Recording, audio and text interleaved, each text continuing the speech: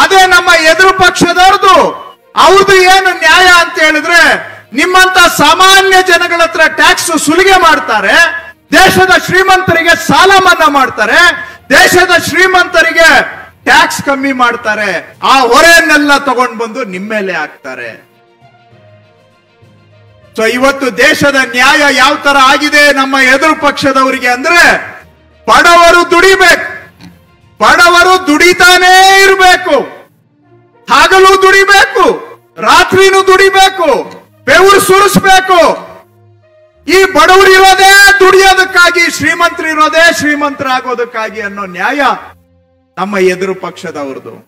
ನಾವು ಆಗಲ್ಲ, ಕೆರೆಯ ನೀರನ್ನ ಕೆರೆಗೆ ಚೆಲ್ಲಿರಿ ಅಂದಾಗೆ ನಿಮ್ಮಿಂದ ಬಂದ ದುಡ್ಡನ್ನ ಈ ಗ್ಯಾರಂಟಿ ಯೋಜನೆಗಳ ಮುಖಾಂತರ ವರ್ಷಕ್ಕೆ 60,000 ಕೋಟಿ ರೂಪಾಯಿ ನಿಮ್ಮಂತ ಸಾಮಾನ್ಯ ಜನಗಳಿಗೆ ಕೊಡಬೇಕು ವಾಪಸ್ಸು ನಿಮ್ಮ ದುಡ್ಡನ್ನ ಅಂತ ಈ ಗ್ಯಾರಂಟಿಗಳನ್ನ ನಾವು ತಗೊಂಡು ಬಂದಿದ್ದೇವೆ. ಇನ್ನೊಂದು ಕಾರಣ ಈ ಸಮಾವೇಶ ಮಾಡಲಿಕ್ಕೆ,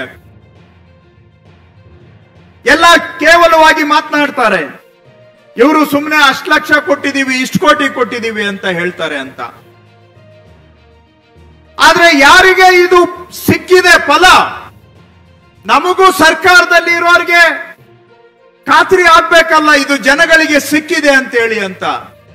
ಇವತ್ತು ಇಲ್ಲಿ ನೆರೆದಿರೋರೆಲ್ಲ ತಾವು ಒಂದಲ್ಲ ಒಂದು ರೂಪದಲ್ಲಿ ಈ ಗ್ಯಾರಂಟಿ ಯೋಜನೆಗಳ ಅನುಕೂಲ ನಿಮಗೆ ಸಿಕ್ಕಿದೆ ಅಂತ ನಾವು ಭಾವಿಸಿದ್ದೇವೆ.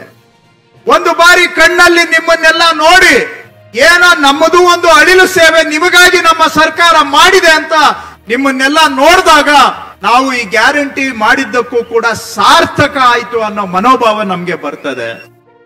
ಹಾಗಾಗಿ ಇದು ಸಾರ್ಥಕ ಸಮಾವೇಶನೂ ಕೂಡ ಹೌದು ನಮಗೆ. ಇವತ್ತು 5 ಗ್ಯಾರಂಟಿಗಳನ್ನ ನಾವು ಮಾಡಿದ್ದೇವೆ. 5 ಗ್ಯಾರಂಟಿಗಳಲ್ಲಿ ಮೊದಲನೇದು ಗೃಹಲಕ್ಷ್ಮಿ. ಸುಮಾರು 1,22,00,000 ಮಹಿಳೆಯರಿಗೆ